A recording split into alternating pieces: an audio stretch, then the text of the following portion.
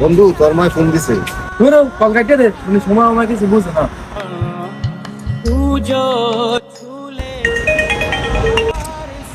বন্ধু আবারও ফোন দিছে, নিশ্চয়ই কোনো জরুরি ফোন হইবে। ধরো কি আর জরুরি, উনি ফোন দিতে আছে বাইরে যাওয়ার লাগিয়া, ফোন কাট।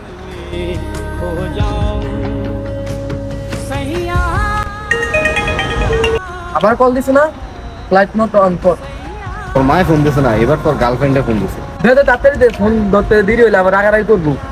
তোর গার্লফ্রেন্ড তোর লগে রাগারাগি করবো? হেই, তুই ফোন কাটিয়ে দিস।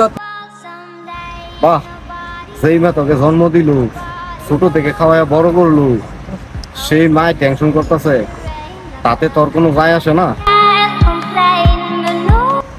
আর 2 দিন হইছে তোর লাইফে একটা সেরি আইছে, আর ওই সেরি লেগে তোর পুরানি উঠে গেছে গা।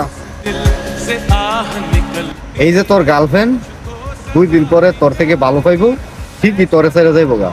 তুই বাঁচলি না মরলি তাতে তার কোনো যায় আসবে না। আর এই যে মা, তোর কান্দন লাগতো না, মন খারাপ করে সামনে বয়ে থাকবি, দেখবি তোর মার কইলাটা পুড়ে যাবো গা।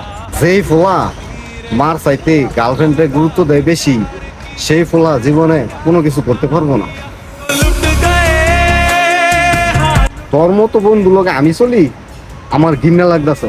ছি।